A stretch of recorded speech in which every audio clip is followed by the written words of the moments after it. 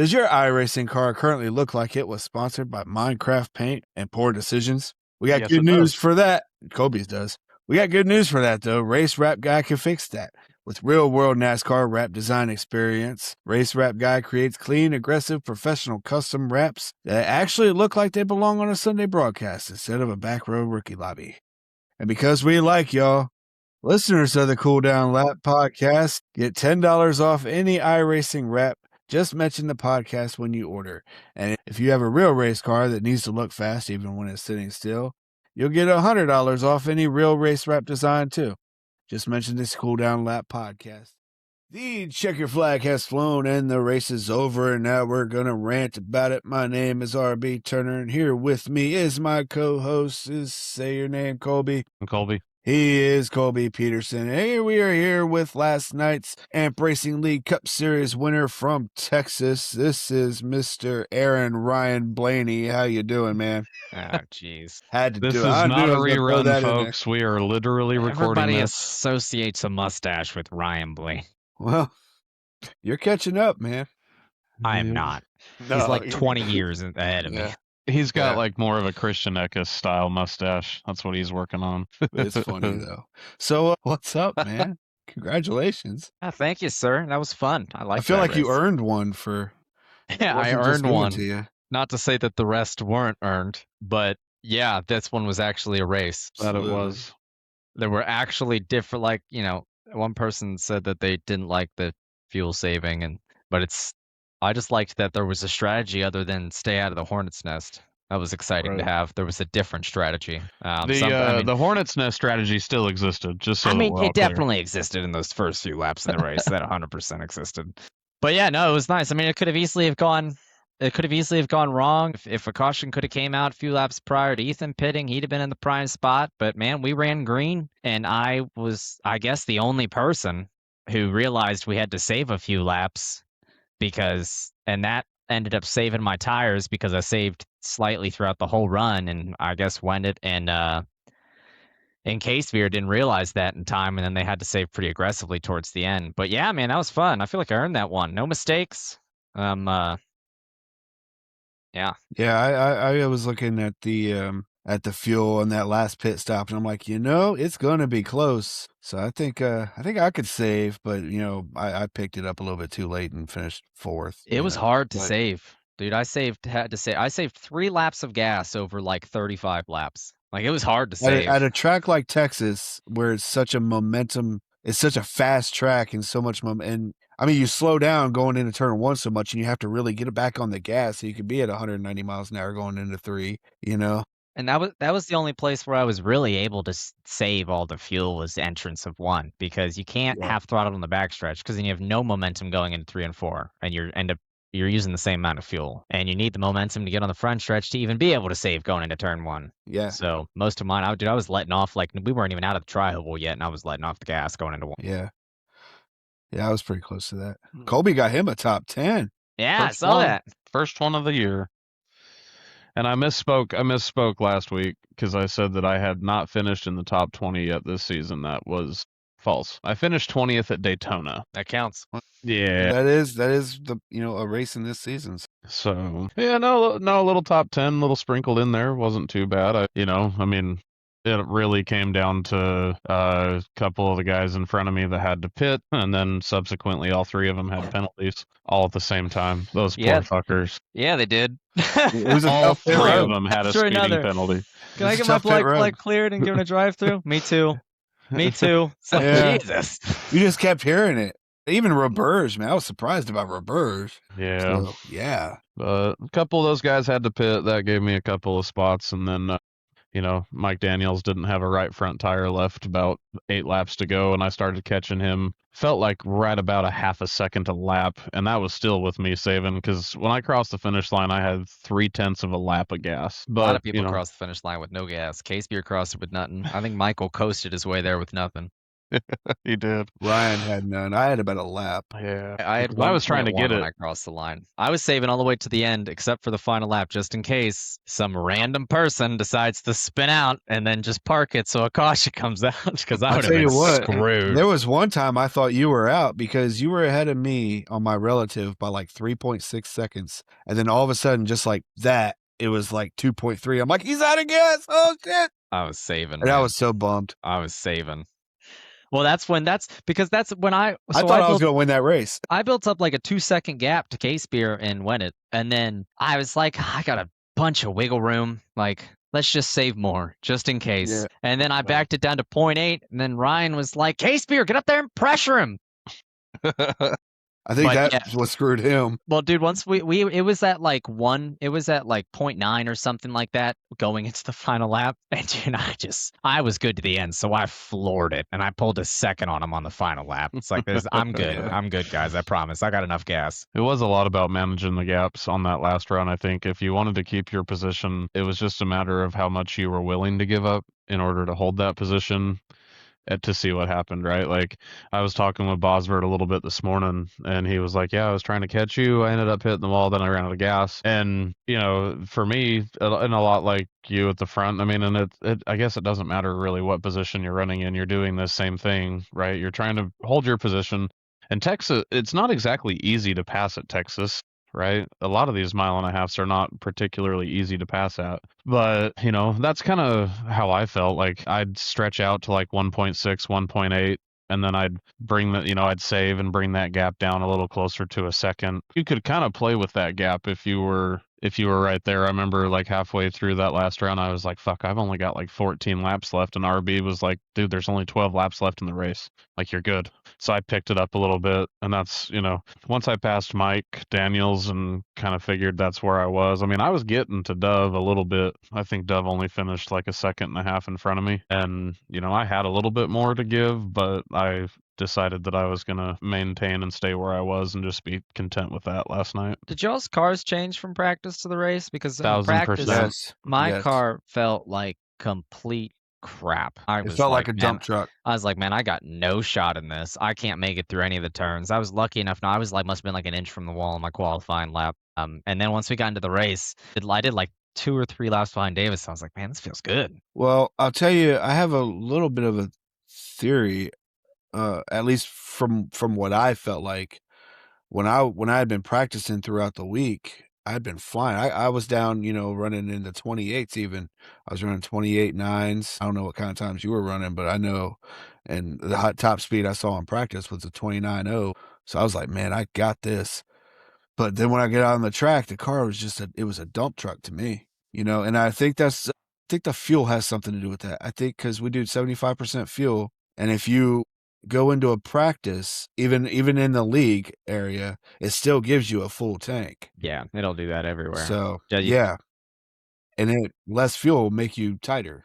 I didn't really know how, because the wear was going to go up significantly, and we run 2X, so it got later in the day, which meant more cloud cover, and I was like, I don't really know how the track's going to respond. Like, is it going to feel better? Am I going to get even tighter? Is it going to feel worse? But yeah, I loved it, but that was completely different going into the race. How about that lap 1 crash? Oh my goodness.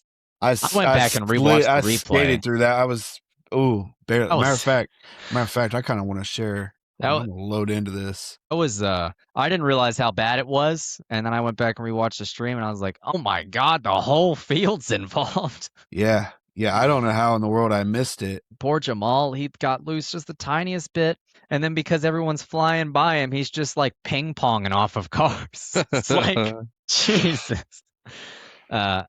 Jamal had a tough night. I did Jamal had a Colby style night. I did crap my pants though when Barr had that wheel issue. Oh, I Dude, bet. yeah. I couldn't see his car, did man. I. It was just smoke. And then Steven braked coming up to him, so I nearly slammed into the back of Steven. Yeah. Oh my goodness. Have you guys seen Bosworth's on cam? Yeah. Yeah. The one you shared in Yeah. Discord. Yeah. I saw Yeah. that.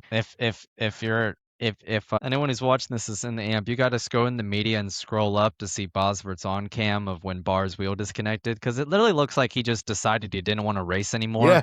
and he just took like the first highway to get off the road. Like it's just Bam. immediately bam. We did the math. It was like it looked two, like an two emergency frames. bathroom stop. It was took- like an emergency bathroom stop on the highway. Like, no. It's like, oh, should I miss my exit? Yeah. I mean, if we went through and looked, it was 2 frames for his wheels to be 100% turned. That's insane. But yeah, it was nice to have a good race. I'm sure not everyone feels that way because there was, for not a lot of cautions, it was a very eventful race. What did we end up with? 5 or 6? Six, He was six sixth. total, 5 for incident. Gotcha. And all 5 of those were in the first 70 laps. I think there was 1 after the stage, or 2 Yeah. after the stage, and there was 3 before. To be fair, 2 were in the first 5 laps. Yeah. Which really kind of because I got caught up in that lap 1 deal, which I mean 3/4 of the field did, but in some way, shape, or form. But I went down on that lap 1 caution. I think I had 1 minute and 12 seconds of damage. So I think I got it down to about 35 seconds before I had to get off pit road without losing a lap. And I mean, I'm at a point in this league where I'm pretty well used to running with roughly 30 seconds of damage on my car in some way, shape, or form. And so I got back out and was like, you know what? I think at that point there was, we were down to about 30 laps for the stage. I was like, I think it would be awfully hard for somebody to be a second a lap faster than me. You know what I mean? So check this out. Even the worn tires didn't Uh-uh. feel that bad. Like, I mean, Roberge held me up for 5 laps on what 30 lap older tires than me. Like, as long as you ran a consistent line, you didn't make mistakes. You were good. So, y'all see my screen here? Mm-hmm. So this is the start of the race. This is my perspective, what I saw.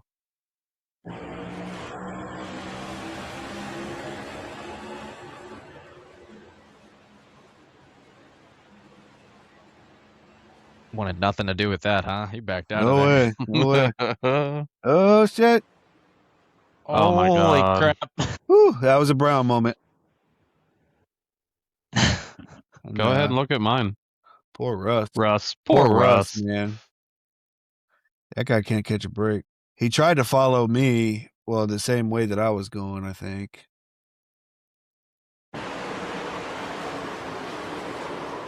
Oh, oof. Man. I was trying to avoid Steven, drove right up into Dove. Will be. My cockpit view's not bad.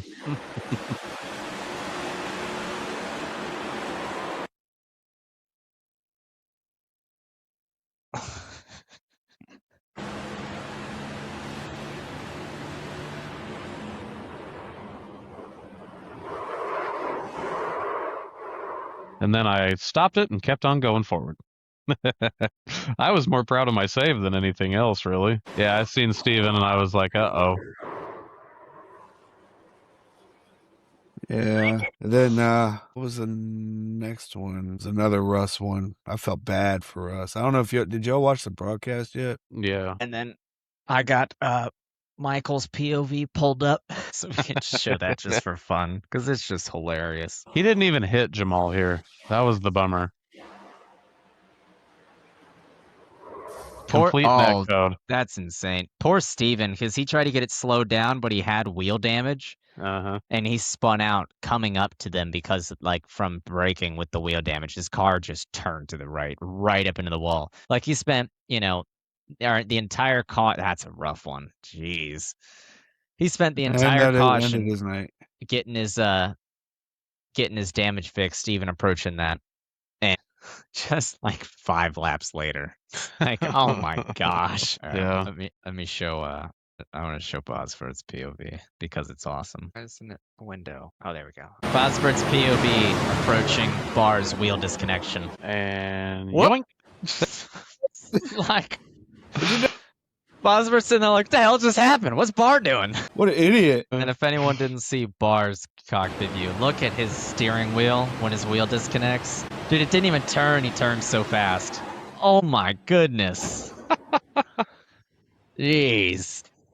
Yeah, that was a pucker moment. And then let's show K-Spear approaching him, because I can't believe K-Spear didn't just kill him. Oh, Woo.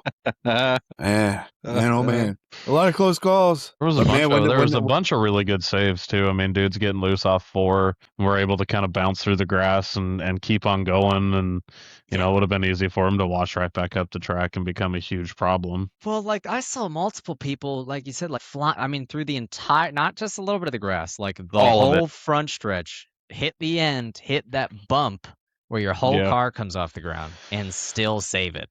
Yep. Like that was watching people do that. That was, I'm sure they would have loved a caution, but that's pretty awesome that they were able to save it because that's crazy. The whole Yeah. time, and then all 4 tires are off the ground, and you're still going, 120 miles an hour. Feel like you get faster going through the grass. Excuse me.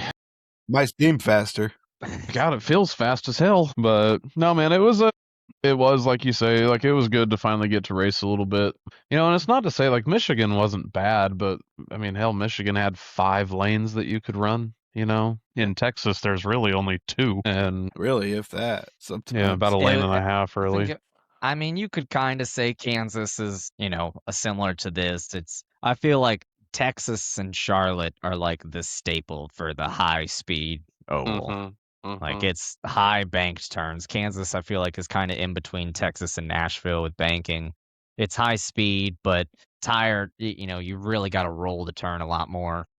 That's how I feel about Vegas too. Like Vegas is fast as hell, Yeah. but you wear the tires so much quicker just because the elements out in Vegas, and for those of you that haven't been out there, like the wind blows and it is dust and sand. And so, like that track spends 12 months a year just getting absolutely sandblasted. And it's super, super rough. But I mean, it's not as much of a cheese grater as some places, like the spring Bristol races. When it doesn't wear the tires, it just like kind of grates them to death. But Vegas is fast, but I feel like Vegas, there's a little bit more rhythm to being fast without completely destroying your car in the first 10 laps. I mean, as a slow guy anyway. All right, so how we doing this diecast showcase? Are we doing first, most diecast, most recent, favorite, most valuable? How we doing this? Well, Well, RB's only got 1 diecast. I only have one. You only have so, one? Yeah. All right, well, just don't show us everything. Let's show us sides of it at a time. I'll show you the ass first. You just show me the ass, and then Colby will I'll go. make you or- guess which one it is. All right. It's just give me a little bit. Don't give me the whole thing. I just want to see a little bit first, a little taste. Okay. Well, with that being said, I guess I'll go first since I only got the one. Don't try to sneak any peeks now. Oh, that's like number 3. Wait a minute. Let's It's say definitely- Alfredo. AC Delco. Okay, it is AC Delco. Yeah, that's a GM Good Wrench number 3. I think the numbers kind of give it away. The numbers give it away, but which car? Which car? Because this is a special paint scheme. It is a Bush car. Back when Bush was Bush. For sure. Davis got me this one for. It was season 1 or season 2. One of the seasons, I put in a pretty big donation to get us started with. No, I put in a big donation and then I covered the front for the broadcast. That was last season, season 3. Well, it was before last season. I wasn't gonna say Oh. last season too, but yeah. So he got me this at Charlotte Race 2022, I think, something like that. Wait, that's not the one. Hold on, there's a different one. Where is it? It's not this one. So I have a similar problem with Davis that certain cars, You have Look. multiples. certain cars look pretty similar. Yeah. It's Chase Elliott, Bill Elliott, both of their championship cars. That's And sick. it's got It's got dual signed? it's got them both signed. Yeah, the 2020 car, 1988. 88 championship. That is dope as shit. Yeah, he got me this at Charlotte, which was fun. How in the world going did they back put to a my Ford on a suitcase. Chevy? Well, that's why the Chevy's in the front. Nobody wants to see the Ford. If you notice, the Chevy is the dominant car in the math there. Definitely seems to be about 66% of that car. But yeah, he got me that one. I like that one a lot. I think that was my first Chase Elliott autograph that I had. Oh, that's nifty. I got one autographed one in my collection. Well, at home anyway. I got a couple at the shop too. So I'll just piggyback. This is my Elite 2025 Oh, Chase Elliott. you got the Elite version. This is Yeah. on my desk. Yeah, Nice. this is my 2025 base model, base scheme. Elite 1. Din 1? Din 1. Jesus. So this is Creed's college fund. I see that. Holy Din 1? Din 1. What is my regular version? 129. So if you remove the last 3, it's a Din 1. So yeah, this actually picked it up at an auction for probably, I mean, knowing that it's a Din 1, probably picked it up for about $175 less than you would give for this on a website of some kind. Sell that sucker. At some point, probably. Holy But crap. anyway, so that's my first one. All right, RB, hit us with just the front, no sides, no hood, just the front. The front might give it away. Well, better or would Maybe. I mean, it depends on how well you know your NASCAR we could do history. left? We I could do guess. left rear. Okay. We could do left Do rear. Left rear. Left rear. Tell me. I won't look. Tell me when you're good. Go ahead. Huh. It's definitely an AC Delco number 3 car. Definitely that. There's also some Burger King on there. Is that what that is? A little blurry. Is that a Burger King? Old Burger King logo? Yeah. Huh. It is back when they called it the Busch Grand National Series. I'm gonna guess in the early, like, what do you give me a year? 96. Close. This is 90. Well, I think this is 99. It's either 98 or 99. I can't remember. I think it's 99. It's a number I got 3. no idea. Though. I don't know. Me It's either. a 3. It is It a is 3. definitely a 3. Who drove the 3 car in 1999? Bobby Allison. Oh, you're way off. You're way off. Bobby Allison's before my times. Hold on, RB, you gotta sense sarcasm. Jesus, I'm not that stupid. God damn. A I don't Busch know. car. Well, Colby I don't know. should know. Colby I don't know should a lot of know. his alternate schemes, really. Yeah. A Busch car in 9. To be fair, I Which- wasn't alive. Oh God, I forgot you were that young. Yeah, He is pretty young. To be fair, I was born in 94. I was born in '98, Whew. Man, I'm so old. I probably didn't watch that race. Probably not. May have been on the couch for it, maybe, but I don't. Trying to think of who, because like He won the Busch Grand National Championship that year. Is it a 90? because It Dale was- Jr.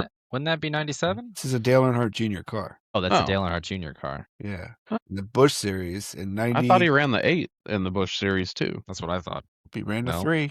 Ah. Fun facts. Can't believe you didn't know that. Well, okay, well, I'll go ahead and show the whole car then. Might as well show the whole Hit me car. with it. Oh, it's a Superman car. Okay. I've never seen that car before. Well, he won with this car at, I believe, Michigan. Yep. I could be wrong. No, it was Michigan. In, I want to say 98. He won the championship Because he won the championship, championship in in 98 and 98. 99. and 99. Yes. Yeah. And then he came to NASCAR. So this is probably 99, actually, now that I think about it. So, yeah, that is my one diecast. I used to have more, but What happened to them all? they got destroyed in a fire. Oh Jesus, that would yeah. I also I used That to would have do some.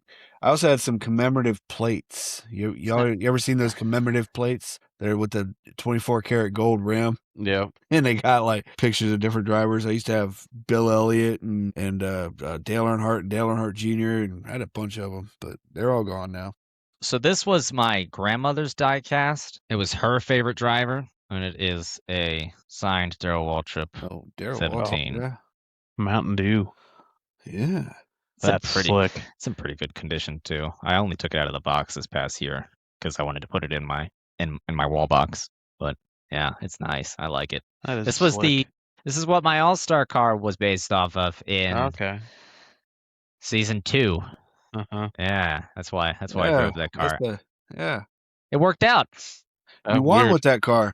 That I did. I won I was in 8th going into the final lap. Yeah, then that big wreck happened. I don't know what, I don't know. Aaron Dro- just stands on the gas. Said, "Fuck it." Stuff here. I mean, I dumped Davis for it, but everybody else dumped each other, so it worked out. Yeah, I mean, yeah. But yeah, I wrote a little 17 on it as well, which is pretty cool. Oh, that's sweet. I liked that. Very cool. Not a lot of kids have fucking autographed Darrell Waltrip cars hanging around. And no, they do not. Not a lot of kids know who Darrell Waltrip is. Right. This is autographed Noah Gregson, number 9, Junior Motorsports. This was supposed to be. This would have been. Remember when he rattled off like 3 in a row back in 22? This was the Vegas one.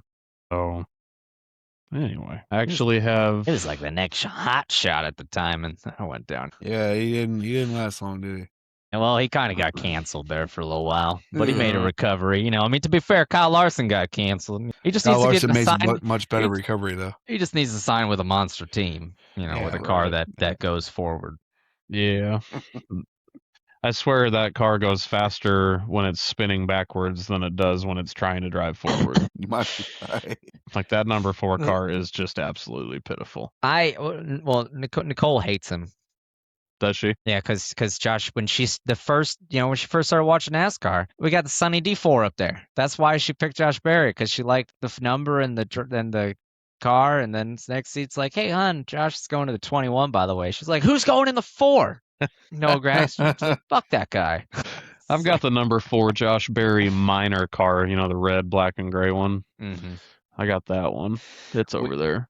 I have all 4. I have 4 Junior Motorsports. I've got a Allgaier 22, Sam Mayer 22, a Gregson 22, and a Josh Berry 22, all from that year. Just since I brought it up, I'm gonna show it just because it is. Even if he doesn't drive it anymore, goddamn, it is. I love it. It is such a pretty car. Pop ran it in a few races, I believe, in season 2, maybe. Yeah, it's a good looking car. It's a thing of beauty. We were at some race somewhere, and someone else. It was like, it wasn't the 4. I can't remember who it was. 47, probably Stenhouse. 47 was right. Yeah, Stenhouse was running the Sunny D. That just pissed her off, man. She did not like that at all. She's like ruining the paint scheme. Yeah. Yeah, we got a few. I got with 3 Josh Berries. I got the Vegas win, which I showed last podcast, the Harrisons, and then the Sunny D. Okay. I've got Josh Berry's High Rock 8. That's a good looking car. I like this car a lot. Jordan likes that paint scheme. He's ran the High Rock paint scheme before. It's a good looking car. Yeah. I think I'd like to actually try to get something like this for my number 8 Chevy for Chop Shop. You know what I ran in the Clash? That paint scheme is based off of the High Rock car. I just changed the colors.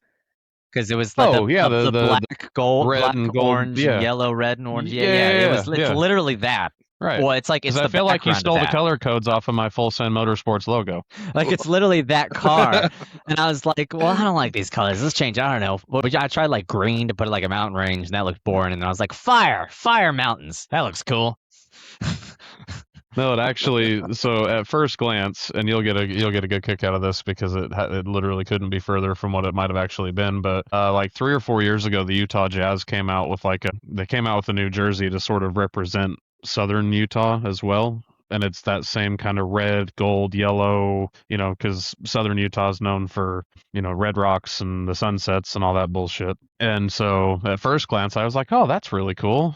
And then I started putting 2 and 2 together. And now that you explain that it's kind of a High Rock replica, it makes a lot of sense. I know a lot of people got this car. A lot of people got the color chrome version of it, which I just think ruined the car. But to be fair, my car is also physically ruined. The Daytona Allgaier race version Allgaier Traveler. Yeah, it's got autograph. I didn't like the color chromes; they were all over the place. I liked the regular car. Yeah, I thought the car was standard perfect. looked good. Like that hunter orange, high vis orange. Just, oh my gosh, I thought it was gorgeous. Yeah. The second we got to the track and I saw that car, I was like, yep, I'll be buying that. That actually reminds me. I actually do have one more diecast.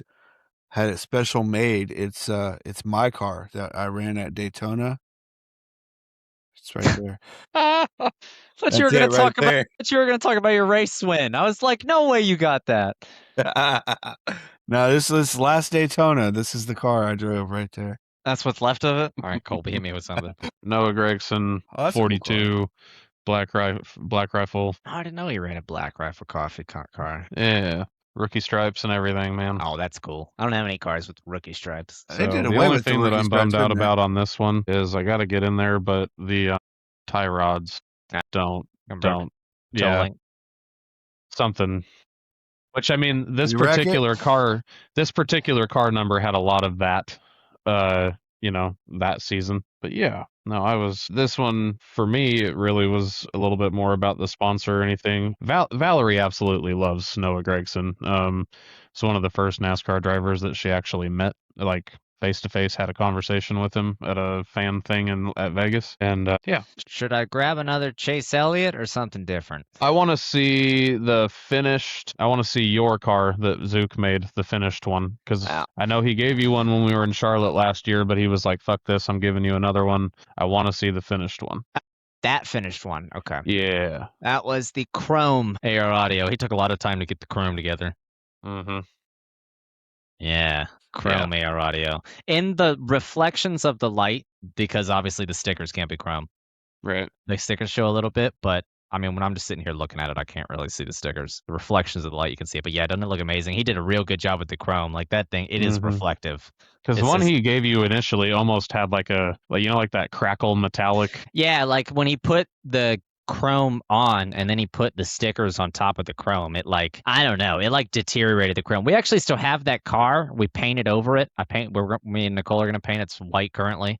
But yeah, it says AMP Season 2 on the side. It's got my name and 4 little wind stickers. I think it looks awesome. I think this was the first thing that I ever had my logo on physically. I'm pretty sure.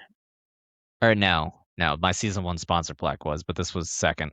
Yeah, it looks Right. amazing. AR Audio. I don't race that. That is cool. I've never even done the Chrome in a race. I did it in like a recruitment lobby, and everybody complained. Yeah.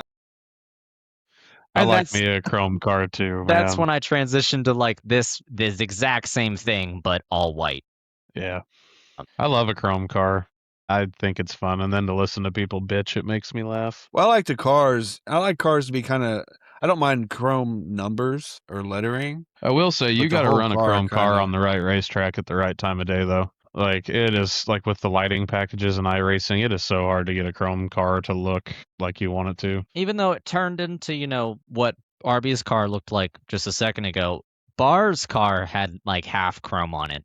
And I thought Bar's that thing car looked this last week looked good. I thought that thing looked hot. It was a like good it was looking like car. half matte, half like it was matte. The lines between the chrome and the matte were glossy, so they'd blend smoother. And then there was I thought it looked hot. Yeah, I really liked his. I like that purple Harley car I ran at Daytona. The one that I had like the purple to black fade on before they fucked with the Chevy body style. I like the and color ruined it. scheme. I like the color schemes that you do. I was looking through your paints the other day. You got some good color schemes. I mean, you don't have to have a super complicated car. Have nice, you do a good job with contrasting the types of paints. Mm-hmm. Because if you do it right, it looks fantastic. Remember, That was one of the remember, first things that I KISS? remember learning Remember like from KISS you. stands for Keep It Simple, Stupid.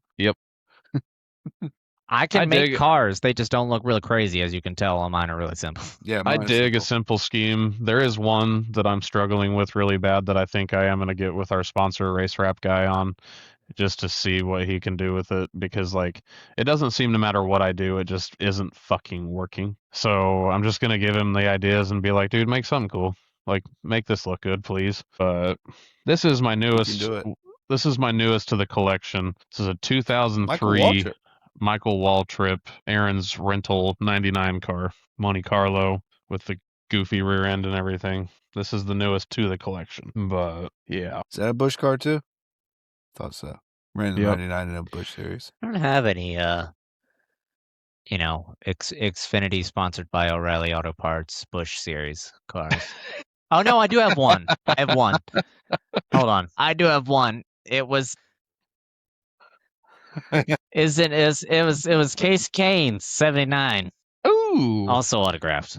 I like how they put the 9 in there to look like his cup car. That's dope. Yeah, I guess he got pole award stickers on there. But yeah, yeah. That's a fun scheme. The green and the I didn't know he ran Silver. that. Oh, there's another autograph on the back. I think I remember that was his crew chief at the time, I think.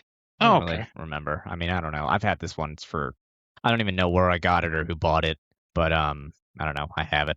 I got a few Case Canes. I got a 9, I got some 5s. Casey Kane was my mom's favorite driver. That was my favorite driver growing up. That was my guy. And that's why I like Chase Elliott, because when Case Kane's career started declining, I needed something else, and Chase Elliott was there, and I was like, well, now you can be like me. Everybody I ever rooted for I is ain't got to buy retired. other numbers. So there we go. He's a piece. This was my first diecast. The first one I bought. It's covered in dust.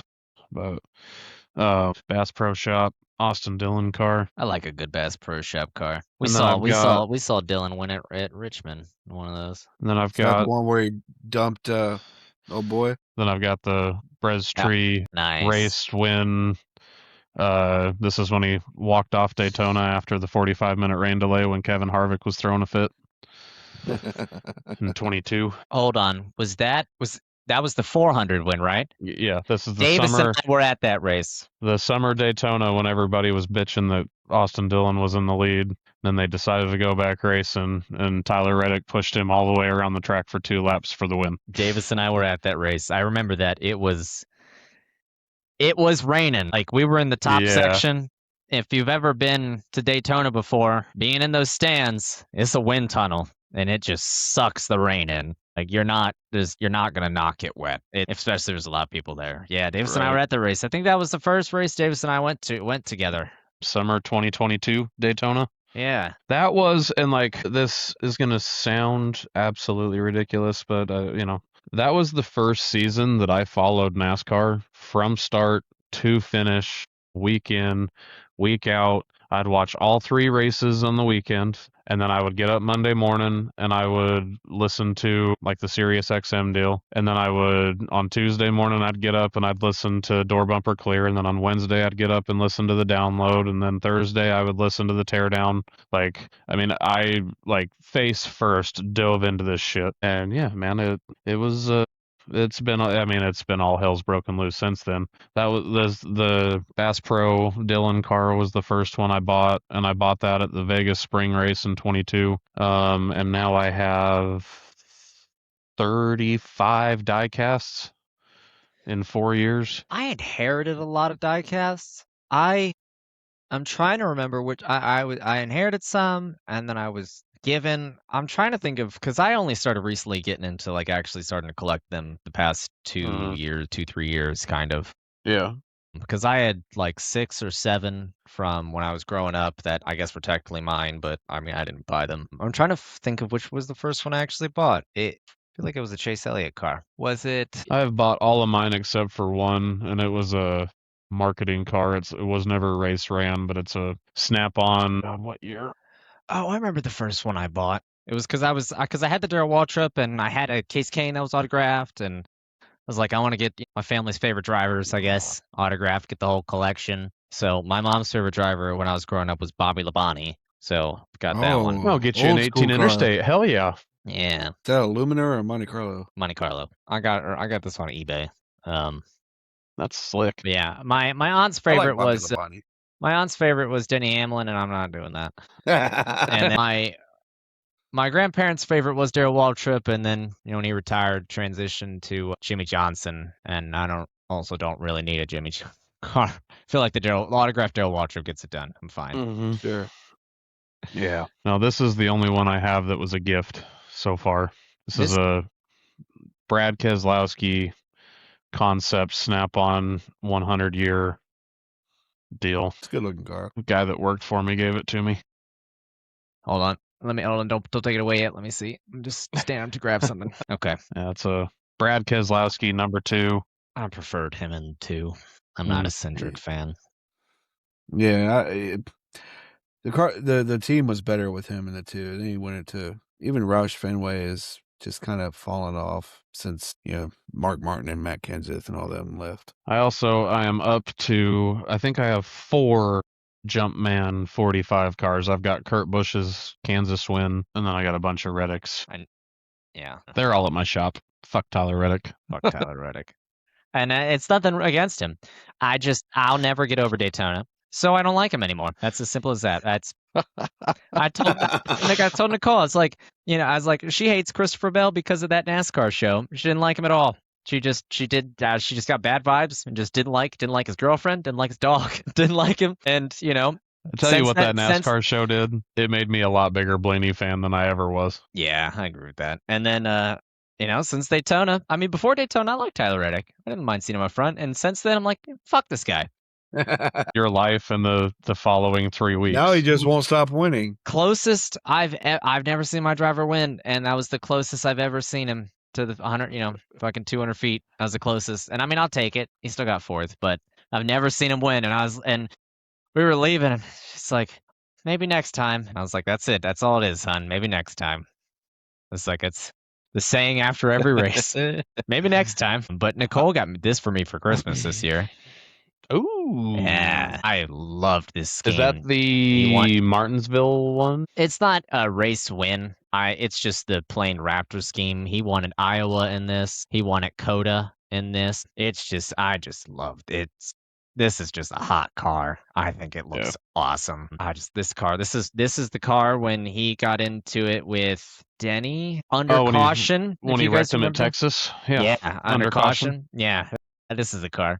And then 3 weeks later, it came on Actions Detrimental because he won that little bullshit driver head-to-head thing that Denny Hamlin did with the podcast. Yeah. Yeah. She got me this car. God, it is a cute car. It's fucking sexy. I love it. I love the kind of like, I don't know, the greenish yellow and the black and white. I just think it looks fucking awesome. This is my number 4 Barry. Since we was on him a minute ago. That's a good looking car. Yeah. I thought about buying that one. I've seen it on Amazon. I like it. It's a good looking car. This one, I feel like it really lends itself, like we were talking about, like simple paint schemes. You know, like it's got a little bit going on, but not a whole bunch. It's cool looking though. I like it. I think it's a good paint scheme. I like the colors, the color combination. It's hard to make a paint scheme with those color combinations look bad. Yeah. You were there when I bought this, Colby. Is that your one from Charlotte? No, this is the one that I bought from Davis. Yeah. I got those ones over there. Oh, COT Budweiser. God, that's a throwback from This hell. was my jam when I started growing up loving NASCAR. Like, it was this. See, and like I remember, like one of my friends growing up was a Casey Kane fan, and he had a number 9 Bud car. Oh, that is a Casey Kane Bud car. Anyway, this is my GoDaddy Dale Jr. Busch Series car, number 5 car that I bought from Davis drunk on a Saturday night. Yeah, we kind of went in there, and I was like, I want this one. And he's like, well, if you guys want it, put up some prices. And I was like, this one, however much. Yeah, and then I got me a 29 Harvick shell car. Oh, that's nice. That was my COT car. So I prefer him as a driver. Me too. Not a commentator. He doesn't know how to. He makes me laugh. He just says the dumbest crap, man. He's not as. Here's the thing: a lot of people don't like him and Clint Boyer together. They try to be over analytical, and it's like, guys, you guys are not scientists. You're drivers that we put a microphone in front of. Just be a driver talking. You're not. Stop being a scientist. Stop trying to overanalyze stuff. And anytime, I may not be good talking bad about him on your podcast, depending on how you feel. They're cool. They're either good, they're not going to see this. Anytime that you know that Clint's going to say something stupid, he just says, "Let me tell you something," and then he interrupts Mike. Let me tell you something. The key to winning this race is to go fast. It's like no shit, dog. God, thank God you interrupted Mike analyzing the top 5's tire strategy for that. Like, oh my goodness, that's a good looking car. Yeah, I feel like I've seen that. Blaney Body Armor 0. I got this one for free. What happens is that auction website that I use, when you win an auction, what they'll do is they give you pick a driver or a sponsor. And I don't remember exactly what I had selected, but the guy that hosts the deal gets on iRacing during the week and runs all these different driver or sponsor inspired paint schemes. And if you paid more than $100, then and he wins with that driver or that paint scheme that you selected, you win a free 124 scale diecast. And that's the one that I got. Is that a Raisin Brand 7? This is my Raisin Brand 7. I'm trying to figure out what track I drove this at. Who made that one? Zook. Zook also made this one. Yeah. I love that. That looks good. I gotta get with him, man. Yeah. My good old Raisin Brand car. She didn't run very well. We were at Dover. I suck at Dover. But it looks good. Get in line, RB. I've been waiting on Zook for fucking... When was I in Joplin? The beginning of November when I talked to Zook about making me a paint for a car. I think Zook likes me better, though. Do you remember the bet at Charlotte? The pool we put up? You remember that? No, I was inebriated. Okay, well, I'll just explain the whole story. So there was a lot of us. There was quite a few of us. It was a Multiple good group. people, friends and family, Tick, his family, me, Nicole, Colby, Davis, Shelby, Jordan, Scott, Zook, his fan. There were a lot of people there. And so we wanted a little friendly bet going on, and it was a $20 buy-in. Put every driver in the starting lineup for the race at Charlotte 2023. 24? 24. 24? No, I went in 25, so I wasn't there for this then. Maybe it 'Cause was I went 25. last. No, it was 25. Was it last year? Jesus. Yeah, just this last Time's year. hard. Then it was last year. Yeah, you were there. And it was $20 buy-in in Charlotte 2025, and it just, you spun a wheel and you picked a number. Or you spun a wheel, and whatever number you got, that was the driver you got from all the drivers on the starting grid. I got fucking Cindric. Yep. And I got Ross Chastain, Mm-hmm. who, if anybody remembered, was starting last. Mm-hmm. Did you ever get paid for that? Yeah. Because we all Venmo the league? Now everyone Venmoed Davis and or gave cash. That is the reason I have this car, because that paid for this. Yeah. We literally ordered it in the truck after the race. I remember now. But Tick, funny story, we joked prior, and he was all nervous about it. He's like, oh, I want to make sure I need a good driver. And I jokingly was like, you're going to get fucking Cody Ware. Yeah. I shit you not. He rolled the wheel 3 times. He got Cody Ware on his first try.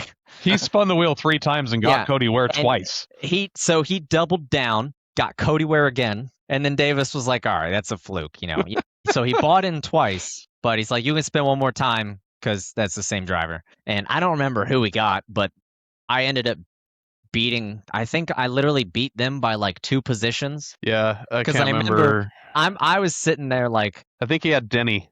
I was screaming at the end of the race. And you could just, Tick and Holly were a few rows up from us, and they just came running down and started cursing at me because I was like, give me my money. I won I think he had Denny. Dude, I won like $160, something like that. It was a good pool. It was a good buy-in. I mean, I got double from Tick, so I'll take it. But yeah, we used to have a pool that was there was 10 of us, and what we would do is we would draw cards, ace to 10, and like whatever card you drew, whoever was starting in that position, that's the driver you got. So if you drew an ace, whoever started first, 11th, 21st, 31st, those were your 4 drivers. And then if you drew a 2, second, 12, and so on. So everybody got 4 drivers for one race. So there was a few times the winner would get like $100. It was pretty cool. Davis and I got to go friendly bet going on. You're up 4-2. I'm up 4-2, baby. Woo! Thank God, fuck, Davis. God, Kyle Larson hit the wall and broke his front right toe link at the last 10 laps of the race. I was like, yes! I expect another diecast at the end of the season. That's the goal. Mm-hmm. So I don't, if you don't know, RB, if Chase Elliott finishes ahead of Kyle Larson more times than Kyle Larson finishes ahead of Chase Elliott, loser buys the other person in diecast. And Davis has also got the bet going on with Sean, his friend, and so Davis is either 2 to the good or 2 to the bad. Sean's an Elliott fan too, right? Yeah. Yeah. Him and I were both devastated at Richmond. That was horrible. Sean and what is Mary? God, Mary, they were a riot, weren't they? Yeah, and then again, Chase Elliott's Texas win car as well. I think Davis bought me this one. Davis has bought me a lot of cars. He's bought me this one. He got me that Bill Chase Elliott combination. He got me Chase Elliott's championship car, with the championship logo on the top of it, also autographed. But yeah, my favorite part about this car though is the confetti is Texas shaped. I didn't notice that during the race. They're little tiny Texases. You can probably see them on the windshield better, but like they're tiny Texases. This was the last time he ran Hooters. Also, by the way, that's the one that my Austin Dillon race win from Daytona. The confetti is little Coke bottles because it's the Coke Zero Sugar 400. That's so cool. Yeah. Last ever Hooters paint scheme. Sad. Fun fact, first paint scheme I ran in AMP was a Hooters paint scheme. RB, you got a fun fact over there? You've been scrolling a little bit.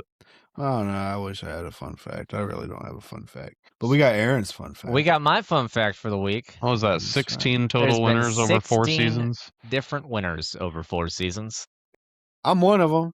That you are. Aaron's one of them. I've won a lot of them. Mm-hmm. Yeah, Aaron, you have. There's been 16 total winners. Aaron's won 16 of them. 21. Probably more than that. 21 races. 21. Since you went to move to iRacing, or does that include? Dude, I sucked in heat. I was so bad. I was horrible. We need to go back to heat. Davis, Duke, and Tick dominated that thing. Like, I sucked in heat. I had one race win, and I think it was an all-star race. And that was just because I stayed out, and my tires were at like 2%. at the end of the race. But yeah, it's me, Steven, Steve with 11, Grijalva with 9, Bar with 8, Viper with 7, David with 3, Moquin and Alan with 2, and there's a bunch of 1s. How many does Grijalva have? 9. 9? Yeah. And then a whole bunch of 1s. So Pop, Bosvert, I'm trying to think back here. I know that Pop and Bosvert both have 1 apiece. RB's Ethan? got 1. Ethan Thompson's got 1. You're missing 2. Beard? Well, no. Well, technically, only season races is 15, but if you include the Clash, it's Roberge. That's a Yeah. Clash. Reverge. Beard never won a race. Did Bryant Lucas ever win a race? No, he only did 2-3 races. You're missing 2 people. Are they currently in the league? Yes, one of them beat me, and I've mentioned it previous times. Brad Dove. No. Well, yeah, Brad Dove, but that was Daytona. Yeah. One of them beat me literally in a side-by-side battle, and I was upset about it. Still in the league, beat you in a side-by-side battle. I'll give you a hint. It was a flat track. Oh, well, no, Davis has more than 1, doesn't he? He's only got 1? If you include clashes, he's got more than 1, but he's got 1 official race win. At Milwaukee. Because the Clash, when did we race Iowa when he cut your nose off on the last lap and beat you? That was last season. That was last season. Was that the Clash or was that the All-Star race? That was the Clash. The Clash. Yeah. Yeah. Yeah, he's got 1 official win. Ethan's got 1. Pop, Bosford, RB, Alan Moquin 2, Zook 3, Metal 3, Viper, or Chris Cornett 7, Bar 8. Yeah, Bar joined the 1,000 lap led club this season. Nice. Did he? Yeah, 1,012. Cool. How many laps have I led? Like 300? I'll tell you right now, 228. I got ways to go, boy. I gotta You get to work. got a lot of passes though. Holy crap! I think. When you get past a lot, then you got to pass them back. Well, just remember, you got. Oh no, I think Bar passed you this previous race. Did he? Yeah, he probably did. Well, I'm not technically in the race, but like closing lap passes, you've got 121. Bar's 122. You guys are neck and neck for that battle.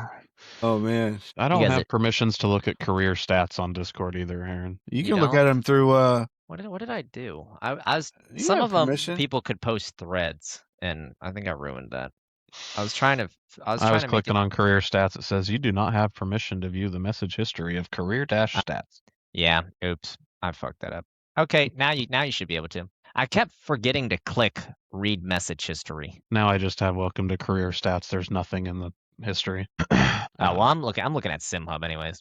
Oh yeah. That's weird. It's all good. You should. There's read message history checked. Huh. It's the link in the point standings. I post it every week. Okay. Yeah, you can look at. Yeah, that's what I look up for the stats.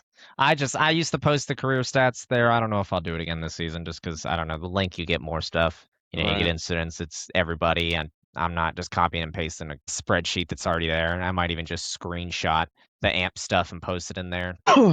But yeah, what's another diecast I can show? Let's see. I did the Bobby Labonte. I did the Josh Berry. What is there? I did the Allgaier. I can show this one. I thought this was a good looking car. Clash win.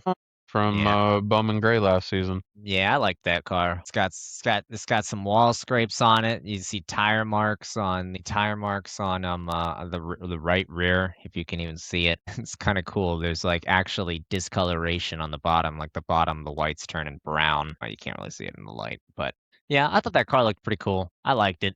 I was excited watching it. It was nice to see Chase dominate a race for once. It's been a little while. The confetti in these are little cups. Hold on.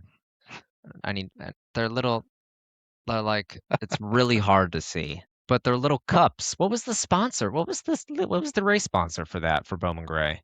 Was it Cookout? Yeah. It was Cookout. Cookout Clash, yeah. Yeah, they're little cups. That's funny. I like how the confetti is always not just squares. I think it's pretty cool. But yeah, I mean, I got 2 Lumar cars. I got the Prime car. I got a bunch of Nappas. I have a Kelly Blue Book from 23. I want to get one of his new cars this season. I just don't really know which one. That's why they, avid diecast collectors spend so much money, because everybody keeps changing their paint schemes all the time. Well, I just bought the Chase's 2019 or 2020 A-Shock car, the red and black one. I liked that a lot, but I also have this one that I kind of inherited, color chrome Pepsi Jeff Gordon. Nice. I liked that one. I like that pretty car. Cool. The Pepsi Max. Yeah. think this is the only color chrome I have technically, aside from, I guess you consider mine. You can consider mine color chrome. But I know I got a color chrome Farmers, Casey King 5. I have led 18 lap. This is a little depressing if you look at Yeah, it too hard. don't look at those stats. Look at the good stats. I've made 50 quality passes, Hell yeah, you have. 13 closing passes. Good for me. I'm also averaging 8 3/4 incidents per start. If you sort it by the incidents, that's pretty good. Yeah. If you sort it by the incidents, there's a lot of people that average way more than that. Well, There's a lot of names on there. the problem is I only ran 3 races in season 2 before I found out I was moving. And then I only ran 14, 13, 12 races last season. So I don't know. My average starting position is 14th and my average finishing position is 16.5. Top 20. Yeah. I guess there's actual merit to saying I'm kind of a 15th place guy. That really actually exists. Well, as one positive Could be you can worse. look at it is you got way more experience dealing with the hornet's nest than others do. When guys on the front go to the back and they go through the hornet's nest, it usually doesn't end They well because panic. they don't know how to deal with those guys and they panic. Right. Aaron panics. I could do a perfect impression of Aaron driving through the hornet's nest. Fuck! Ah! Yeah, I sometimes I lose it.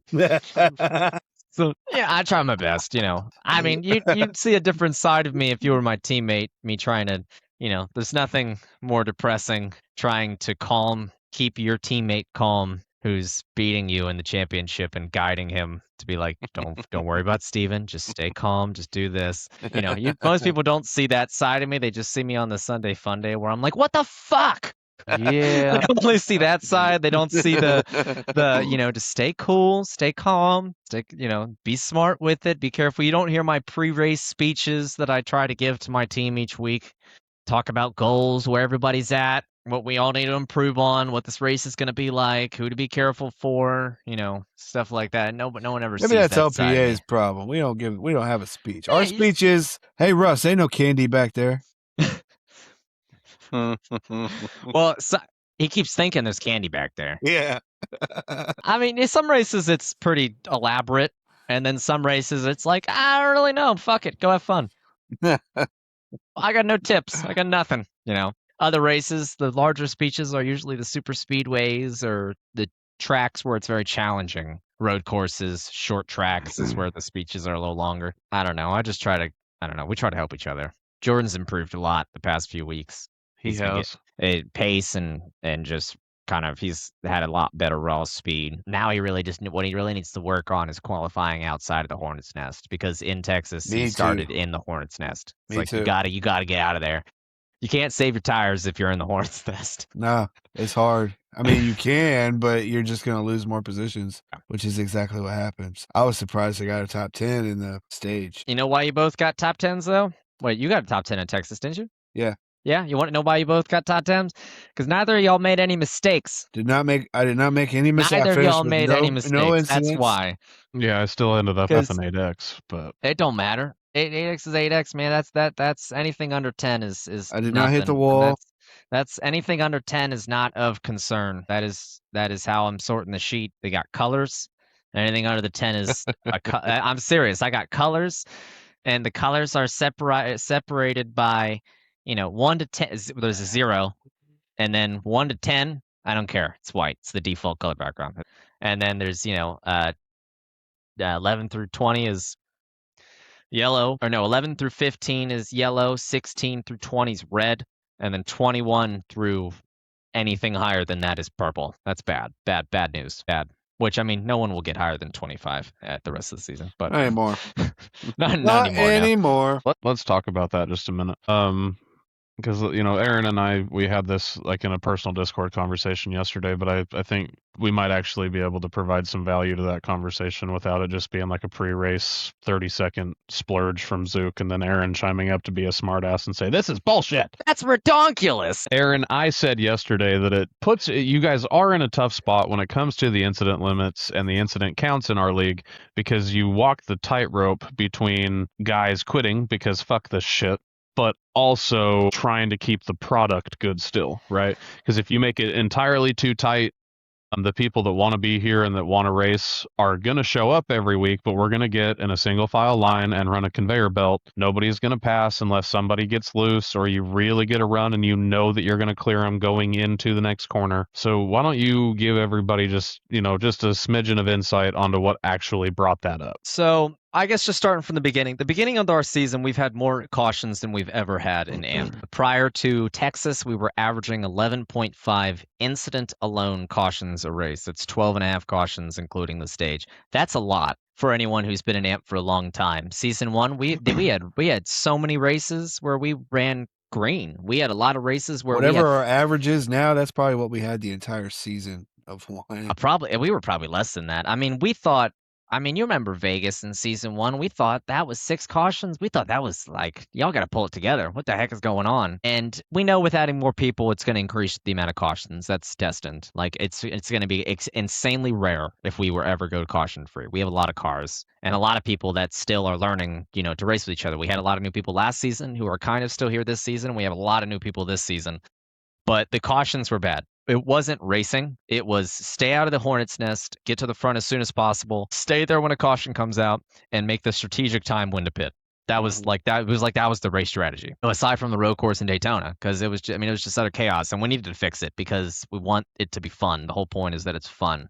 Lose or win, I want to battle someone. I want to actually have a strategy that's not just, okay, how many more cautions are we going to have until I pit? So the admins all got together. We had a meeting. We discussed multiple different options, and we went with what we thought was the most neutral decision for starting out. Because if this doesn't work, there are significantly more drastic decisions that we will make that will kind of change AMP, but we got to clean it up. And I'm not saying we're not, people aren't going to get incidents. I'm not saying that we're not going to still have cautions every race. We have a lot of guys, but we needed to get back to towards some kind of racing. And the most neutral decision was lower the incident count to what iRacing's limit is. 17.25. Before it was 18 and 40.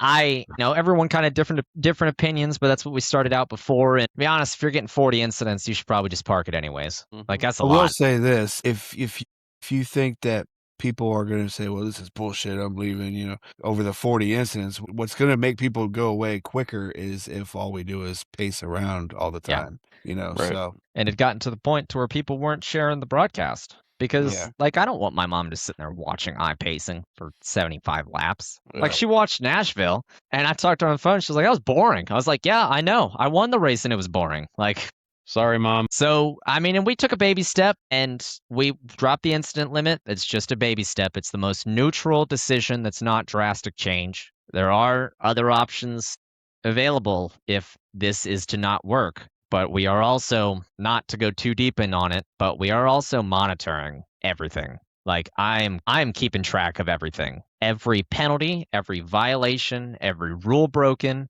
every incident, I've got it all.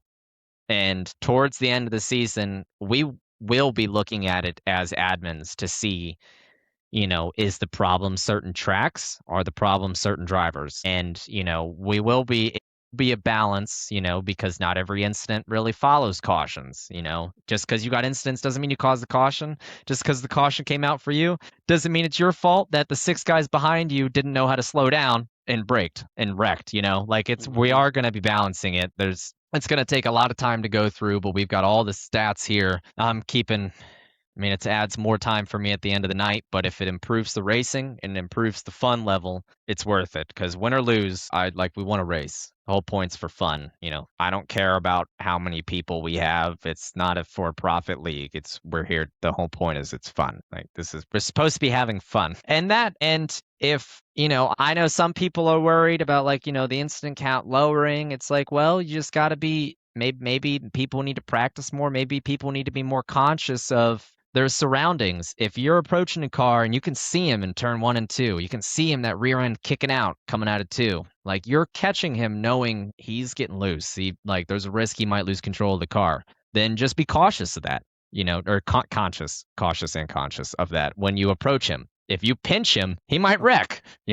Just be conscious of your surroundings a little more. And we're not trying to tell people they can't go too wide. I mean, if you can go 4 wide, nobody wrecks. All power to you, man. But we got to have some sort of racing, and this is the baby step towards it. Other things were discussed of making it that would be very drastic changes in AMP, and we're trying to avoid that, especially mid-season. That doesn't mean things might not change at the end of the season. We will, based off of how the beginning of the season went, all the admins will be in a group analyzing which races had the most cautions, who caused the most cautions, who has the most incidents, who's broken the most amount of rules, who's caused the most cautions and not claimed them, who's claimed the most cautions. Like, all of Colby, stop. all of that will be looked at. And well, when I mentioned it to Colby, it made me think of another thing that I'm now keeping track of, is the difference in claiming and unclaiming. I'm now making notes on if you wreck, no, but if you claimed it, and says a lot, but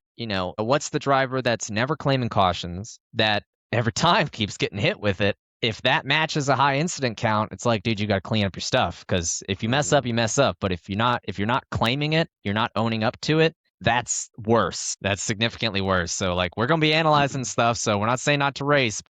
We got to get cleaner. Yes. And I think, putting 26 cars on North Wilkesboro after an update was tough, right? And so there was an element of that. Nashville, I'd like to say, was a fluke, but it hasn't been a fluke yet, right? I think that was the people's inability. Like, we talked about it then. You called it a death loop. People's inability to adapt and stay patient. Right.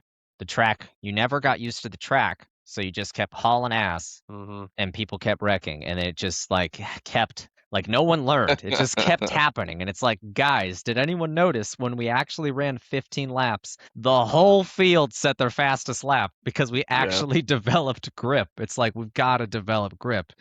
Yeah. So we put and where people complain about, Nashville, really, that sucked. There was no grip on the track. We want people to be able to adapt to the track. Yes, we get the weather set a week prior so that it's still in the same season as what we're racing, but it's a week prior, so you can practice during that week.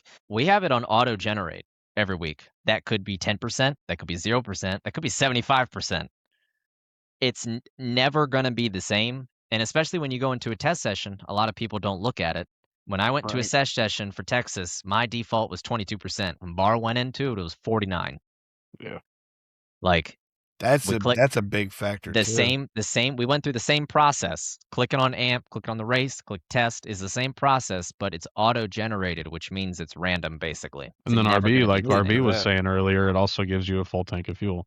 Yeah. So I definitely learned a couple of things, like going through practice this week, and that was what frustrated me, I think, the most with Kansas. I mean, AMP as a whole struggles at Kansas every time we race there. It just kind of happens. It is what it is. But like when I was practicing for Kansas, there was one particular test session where I ran a lap that I was telling you guys a couple weeks ago, like, Steven couldn't run. He was like, I don't know how you did that. I can't, but I never knew to look at the track usage, what the generated track usage was. So, and then this week, learning about the fuel and the track generation, I think my course of action going forward is probably running a 20-lap stint and setting my track usage, 10% higher every 20, run 20 laps, look at tires, look at this kind of stuff.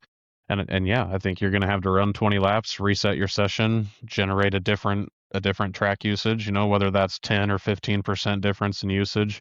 I think there's a lot more that can go into the idea of practicing than I really had a full understanding of, because I practiced my ass off for Kansas. I was fast. And then I got in an hour, half-hour practice session, and I couldn't get within 0.6 of a second of my best lap at that racetrack. I think the best way to focus on practicing is just get into a session, find a rhythm, whether it's fast or not, find a rhythm, and then just find ways to improve on it. Don't really focus, yes, you want to try to find a little bit more time, but it's never going to be exactly the same. So what you should try to focus on in practice is finding ways to improve. Like if, I like Texas, for example, a lot of people think you need to send it in deep. You do not. You can gain a bunch of time sending it in deep, and then you risk losing your rears, which then scrubs your straightaway speed. If the fastest way to run Texas was back in the turn up, letting it naturally roll to where you didn't have to brake hard and you could get on the back gas sooner because your car is already naturally rotated. So it's like just finding ways to improve the rhythm, finding ways to improve your grip in the turns. Because once you know how to improve your grip, when you go into the race and you're like, damn, I'm tight as shit, then you already know. When I backed it up before, I got much better runoff and I didn't feel as tight. And it still might be a little different, but it is going to help. The physics are the same. It's just whether or not how much grip is on the track. It's just adapting to that. And that'll never go away. And like I've had drivers ask me during the week, it's like, what kind of lap times you running?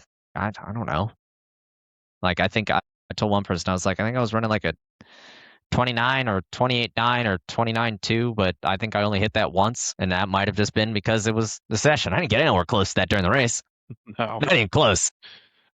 I mean, a lot of the average lap time, and sure, when you look at like the average lap time that is posted, I think it's in the race results thing that you share. Everybody was in the 33s or 38s, I think. Yeah, that's because laps. Yeah. I mean, that last run, I think I ran a couple of like 29.8s, 29.9s, but I largely ran a 31-second lap pretty much that entire last run last night. I was right there with you. You were running 30.4s, 30.5s. I was running slow, man. Yeah. I mean, as far as I know, that is my best finish at Texas, and it's not even close. And I don't know. Last night was a lot of fun. Now, naturally, when you finish better, you're going to have a much better time running, But, like, there was racing. Like, I raced Davis for 3 laps, Yeah, I raced RB a couple different times. That was fun when you could restart on the outside. If you were back a little further and could restart on the outside and get to the gas sooner, you could run by 4 people going down the back stretch. God, it was fun. You felt like a bald eagle, I loved it. There, I had a tough time getting around Roberge, man. He's giving me hell. He was out dude. there on old tires too. I know, and I thought because when that restart happened, I was like, "Oh, dude, I thought he was screwed." I was like, "I'm gonna dust him. Like he ain't got nothing." And then, I took it easy going into turn 1 because I'm not good at starting second. And then it was like 3-4 laps, and I was like, "What the fuck? I cannot get around him." I mean, I think I got him by sneaking on the inside. You got on the inside of 3 and 4, yeah. And then he rode around the outside of you for 4 laps. Yeah, and I was just like, Jesus Christ, dog. I mean, I couldn't get around Steven until that caution happened with Barr, and then I got past him just through the chaos and the restart. Yeah, I mean, I enjoyed it, man. It was racing. Like I was battling with Davis to get the lead for the stage.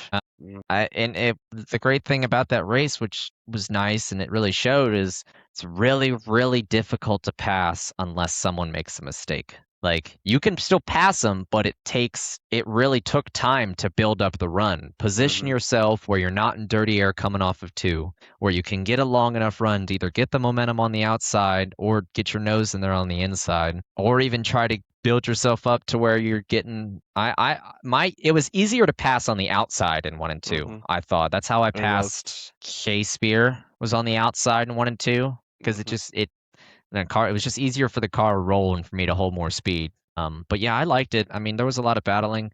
Davis gave me a heart attack at one point because him and Pop were battling pretty hard for a bunch of laps, and I'm leading and I'm saving gas, and I just hear Davis come over the radio and go, Jesus Christ! I was like, what? What, is there caution? He's like, no, I just finally got past Pop. I was like, fuck, man. Him and Pop were battling. Like, the caution just came out. I was like, don't do that. I know that I had passed Pop, and then Davis was on my ass. So I had passed Pop, but Davis didn't get by him. And then they started battling, and I started pulling away, and I'm like, oh, this is great. So I know Davis had to be pissed. He's like, well, I know like the last 6 laps, Barr was running the hell out of Davis, and I was like, if you 2 wreck, Aaron is going into a tailspin. They were in your having guys' fun. chat. I was gonna be pissed if I they wrecked know. each other. Oh my But god. they were having fun. Barr wanted somebody to race, and Davis didn't mind racing him. Davis was having fun. I think that's the most fun Davis has had this season. But he was having fun with Pop. He was just like, my heart rate's high. And I was like, yeah, mine is too, based off of the way you just reacted. Yeah. I was It's like fine if until a second ago. It's like if a caution comes out, I'm bucked. Please do not wreck. Well, I know a lot of times when I got back into, I was back in the 18 to 20 range for quite a bit, through the first half of the race, and it was almost kind of entertaining at a point when you would come off of 4 and you'd see 2 or 3 guys mowing the grass, and then you're just like, I almost hit the wall at one point because I was just watching all of them in the grass, waiting for them all to wash back all the way up the track, and I'm like walking and I look up and I'm headed 45-degree angle straight into the wall, coming out of the dog leg, going down into one. I was like, oh no, pulled the wheel a little bit too much, got a little loose into one, fucking hit the brakes, and I was like, there it is. There's the end of my day, like I still have my fast repair, but good Lord, this sucks. Last night was a good time. Well, and like that's why we want these changes to happen, is because it's obvious that people had fun throughout the field. And I loved the battles that I had. I do think if some other people wouldn't have gotten wrecked or gotten penalties, they would have been up there with me. Zook's really fast at this track. That was the first time he's ever done Texas and AMP and gotten incidents. Barr was pretty fast. Steven was fast. He just got that after that restart. He got wheel damage there because he was right. Ethan seemed fast. Ethan was fast. He got. I take a little bit of blame for it, but I kind of caught him off guard with me pitting, and then I don't think he expected me to slow down so much because we were going 55 when we were pacing, and when I approached pit road, I was 45 when I got to pit road, so I was on the edge of speeding, and he cut like I was like doing this, and then I immediately just went into pit road, and I had to slam on the brakes because I was gonna get a penalty, and he tried to follow me in there, had to slam on his brakes as well. He hit the back of me, but I guess he turned in too late because the right side tires were on the commitment. But he still got back out there. He drove through the field again. He drove through. He messed himself up. He drove through the field again, and then just the trifecta of speeding penalties. Goddamn. That was rough. I do feel like they changed where they did, where you had to be slowed down at, because they 100% did, and that's why it got me a couple of times, like in the practice. So I was and I told, that's why we were in our practice session. I was like, everyone go through and practice pitting. When we were practicing, you probably heard me say 4 times to drivers that I was pitting. Yeah. I'd literally go in, I'd come back out, do one hot lap, go straight back into the pits, go in, come like I needed to get it down because I don't want a speeding penalty to fuck me. Yeah, they definitely changed it, but that's why you got checked pre-race. But yeah, I practice pitting every race we go into. Not just because I don't want to get fucked. I mean, not to.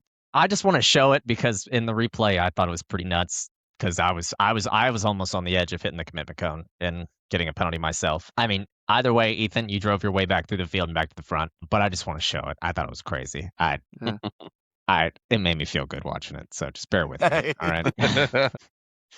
You've shown it in a thing. He's like, gotcha. Dude, it was awesome. I felt so cool at that moment. It was one of those moments where I'm like, yes, got him. But yeah, multiple people got struck with that though. Brad got struck with the commitment cone as well. He did. Well, technically at Texas, there's not a cone. There's just that little rectangle. That rectangle's the commitment cone, the commitment square. If you hit it, then you're committed. So yeah. Whether or not you pit, you hit it. But yeah, maybe I shouldn't show it. But I thought it was awesome. You can show it. You can show it. If you don't, I will. So go ahead. It's one of those moments. It's just one of those moments where we were going to the replay, and I was like, God, what happened there? Because I went to see it. I was like, damn, is it my fault that he slammed the back of me? Like, what the hell happened? And then I watched it, and I was like, hell yeah, that was awesome. That was after the stage. That was lap 58. Pulling up to it now. There it is. Yep, I got it. I need my trading paints to load. There we go. There you go. Let me just go up a little bit. There you go. So I'm sitting here with Davis. I was like, at this point, I'm like, do I pit? Do I not pit? Should I just pit for gas? I was like, I don't want to, I don't want to waste a set of tires. It's been so early because we're only 24 laps past this. No, we'd only been green for like 17 or 18 laps. And I didn't want to pit for tires because I wanted to have an extra set just in case we did go second caution. time there where I hit your quarter panel. Oh. That was my bad. You saw But it from his in car. You see a little swerve from me, and then I cut right back down. No. The second time there where I hit your quarter Got panel. him. That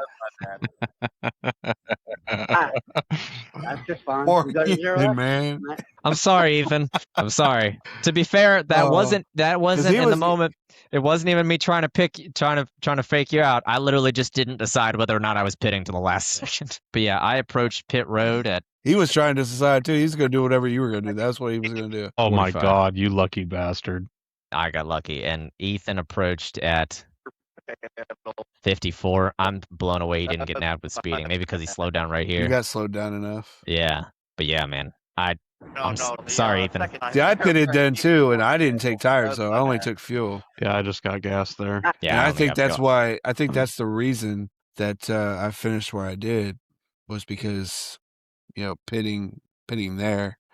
You could go and way then- longer. I mean, Yeah, you're setting yourself up for the end of the race, not for the race that lap. And a shorter pit stop if you do, like, because we got that caution on 77, and that was kind of where I was at with it. I didn't take tires until the stage, and then I took tires there. Then we had that caution at 58, and I just got gas and went back out and actually made a couple of passes that next restart. But then we got that caution at 77, and I was like, okay, I still have 2 sets of tires. I still have a fast repair, so let's go in, get tires, and run our asses off. And I'm coming off a pit road, and I look, and I'm like, oh, really? 4 laps, I think I was going to be 4 laps short or somewhere around there, right, RB? something like that. And then that's when Ryan Went was like, if we save, we can do this. So I raced hard a little bit. I got around Zook. And then when those guys started calling out their pits is when I really started. I was letting off. I mean, had to have been probably 50, 100 yards earlier than that Worth sign hanging on the fence going into one. I mean, I was probably a good 50 yards before that, letting off, coasting all the way in. Little to no break. I was kind of I would lift there and roll for a little bit and then just slowly turn my wheel in, trying to get down to that white line. And then as soon as the left side of the car got to that white line, I would just, probably 10% of the time back to full throttle. And then I ran 3 and 4 half throttle most of the time, unless the guys behind me were starting to catch me faster than I wanted them to. And then I'd run 3 and 4 full throttle. But which helped because I didn't have a ton of people in front of me at that point either, so I didn't have to worry about pushing tight in traffic. Anyway, well, this has been another fun installment of the Aaron Ryan Show, sponsored by the Cool Down Lap podcast. I want to thank our sponsors, Race Wrap Guy and Ryan Went, for supporting the Cool Down Lap podcast. We appreciate it. And for anyone else who's watching, thank you for watching. I'm glad you stuck around this long. I know my segments are a little longer, and I've had a few segments now. So if you're even here, you're a pretty cool person. You're a cool cat. You're a cool cat for being here. But yeah, I want to thank Nicole for, I say it every time, but dealing with my racing addiction. Busiest time of the year. Formula One, iRacing, and NASCAR season. Best time of the year. Busiest time of the year. I want to thank Jordan Barr for letting me step away to do this. We were in some intense Formula One racing over there. Barr finally got his wheel figured out, and he found different settings to make the turn actually turn. But yeah, thank you all for watching. Thank you, RB and Colby, for having me on again. I enjoyed this one. Nice little diecast showcase. I liked it. That was fun. Some pretty cool diecasts out there. I liked your Daytona race diecast a lot, RB. That one was pretty solid. Yeah, it's worth a lot of money too. And like, subscribe, share, save, comment, every sort of engagement. Go do it. If you're not doing it, you're not helping. So go do it now. Just comment, great podcast. Awesome. Cool. Sweet. Nice. Shared. Don't be a tool. Well, be a tool in this case. Go be my tool and go comment and like, share, and subscribe. But other than that, don't be a tool. Well said. I love it. Man, Be my tool. Be my tool. be our tool, but don't be Sounds a like- tool. That sounds like a cool song. Be my tool, be but my don't tool. be a tool. Yeah, RB will have to go whip something up for that. Yeah. But No, man, we appreciate you taking the time. I mean, I think we've figured out by now that the three of us sitting down, it's going to be a 2-hour escapade by the time it's all said and done, and we enjoy that. It is a lot of fun to like get these going to where it is really just a couple of dudes just chatting, hanging out. For those of you watching, this is an awful lot what general Discord voice chat sounds like on a Friday evening when we're all doing 97 different things. It's just a whole bunch of shit talk. And, if you're trying to figure out something with your iRacing settings and you see Aaron in the voice chat in Discord, he will help you. He's not that guy that's like, no, go fuck yourself. I like to keep my stuff to myself. Unless you try talking to him while he's practicing for the championship race, he doesn't appreciate that very much. I'll shout out to Race Rap Guy and Ryan Went. We appreciate them. I'm actually gonna get with Race Rap Guy this week, probably get a little something done myself. I will also shout out Valerie, my wife. She bathes the kids, gives them their vitamins, brushes their teeth, and puts them all to bed in the time it takes us to do a Sunday night race and in the time it takes us to do a Monday night podcast. And then to kind of pick up and run with what Aaron said. I watch all 3 series of NASCAR. I watch IndyCar. I watch Formula One. I watch IMSA. I watch Supercross. Anything with a motor and wheels on it, if it's going fast anywhere, I'd like to be a part of it. And so she tolerates a lot of that stuff, gets interested into it with us. And thank you to Aaron for giving my son a good attitude to start the week. If anybody doesn't know, my 7-year-old is the #1 Aaron Ryan fan. Honest to God, he's probably a bigger fan of yours than Nicole is most days. We gotta get him a shirt made. We really do. We gotta figure something out. Thank you, RB. He does all the hard stuff. He edits this, cuts it, puts it up. And then we appreciate anybody that is sharing it and commenting and liking and subscribing. It goes a long ways for us to continue to do it. And in order to improve our platform, we need to have people supporting it, and we have that, and we really appreciate it. So that's all I got, RB. What about you, man? Thank you for that. Thank you to Ryan Went for all his support, and I also want to let everybody know that if you are interested, he is starting up another league called Leadfoot Motorsports. It is not in competition with AMP at all. He won't run on Sundays, but he will run a dirt series. He will run a truck series, O'Reilly and Cup series. That'll be Monday, Wednesday, Friday, and Saturday. Also, if you're not doing anything Saturday, I know we got Sebring out there. A lot of people are doing that, but the SC 1100 is a pretty big deal too. That's the Indy 500 and Charlotte 600 all in one day. It's exhausting, but it's a lot of fun. I've done it myself. Also, thank you to Race Rap Guy, for really helping us out here. Like, you don't know how much, but I got a little ad that I made for him, and I will read it to you now. And I'm sure I'll mess it up, but it's funny. So, does your iRacing car currently look like it's sponsored by a Minecraft paint and pour decisions? We got good news for that. The Race Rap Guy can fix it. With real-world NASCAR wrap design experience, Race Rap Guy creates clean, aggressive, professional custom wraps that actually look like they belong on a Sunday broadcast instead of a back row of a rookie lobby. And because we like y'all, listeners of the Cooldown Lap can get $10 off of any iRacing wrap. All you gotta do is just mention the Cooldown Lap podcast when you order. And if you have a real race car that needs to look like it's going fast even when it's sitting still, you'll get $100 off any real race wrap as well. Same deal, just mention the podcast. So stop showing up on the grid looking like a yard sale sign. Get yourself a wrap made by Race Rap Guy. Well done, RB. Well Heck done. yeah. I'm also like going that to make myself. a yard sale sign paint scheme now.